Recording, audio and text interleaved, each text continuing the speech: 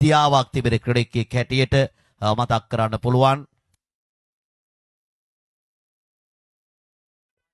එවර පොළොස් පාන්දු පාරක් කෙලකනවා එහෙලින් පාන්දුව ගමන් කරන්නේ ලකුණු 6ක් හැටියට සටහන් වනවා. ලසන්ත පැමිණි විගස ප්‍රථම පන්දුවේම 6 පාරක් කෙලකර දමා ලෝඩ් ඔෆ් දෙසින් පාන්දු පාරෙල කරමින් එම ලකුණු 6ත් සමග ලකුණු 123ක් දක්වා වැඩි කර ගත්තා. මුල් ලකුණු සංඛ්‍යාව ලකුණු 123යි.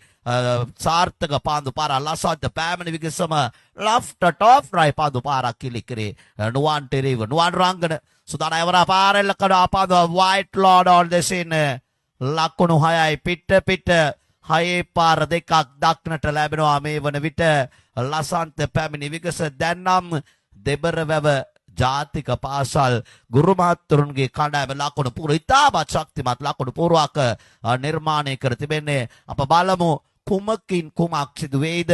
හුදෙක්ම පාසල් දෙක අතර සුහදත්වයේ වර්ධනය කරන සුහද ටික තරගාවනේ වරත් කිසිම සවාවක් නැහැ. ලෙෆ්ට් ටොන් රයි පාර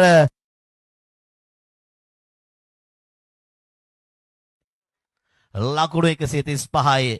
මුළු ලකුණු සංඛ්‍යාව ලසන්ත පිට 6 පාර 3ක් එල්ලේ කර දමා තිබෙනවා. සිටි පිටිකරුවන්ට වඩා පැමිණෙන පිටිකරුවන් තරමක අවදානම් යන ආකාරයක් තමයි අපට දක්නට ලැබෙන්නේ. ලසන්ත පැමිණි විගස ඉදිරිය තව තවත් අවදානම් වගදෝ මේ ප්‍රකාශ කරන්නේ. පායිඩට ඇතින් ගමන් කරන පන්දුව වයිට් පන්දුවක් හැටියට සටහන් කරන අතිරේක ලකුණක් එකතු වන්නේ ලකුණු පූර්වට. ලකුණු 136යි ප්‍රධාන ලකුණු පූර්ව. ලකුණු 136ක් හැටියට මුළු ලකුණු සංඛ්‍යාව තුල සටහන් තිබෙනවා. මේ වන විට සුදානම් පන්දුව ක්‍රියාත්මක කරන ප්‍රධාන මිනිස්සු පාස් කරන අපතිත පන්දුවට පාරෙල කනවයවර අඩිට් මිඩ් විකට් දෙසින් ලකුණු 6ක් හැටියට සටහන් වනේ. ලසන්ත මෝණ දුන්නේ පන්දු 4ක් පමණයි. ඒ පන්දු 4 තුලම 6 පාර 4ක් එල්ලේ කරා. දැන් තරමක සුරංග සහ කැලුම්ට වඩා ලසන්ත අවදානම් වන ආකාරය දක්නට ලැබෙන්නේ.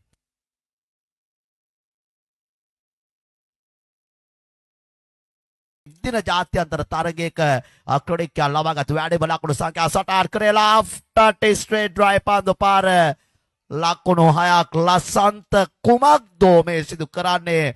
මොහොන දුන්නේ පන්දු 5යි. පන්දු 5 තුලම 6 පාර 5යි.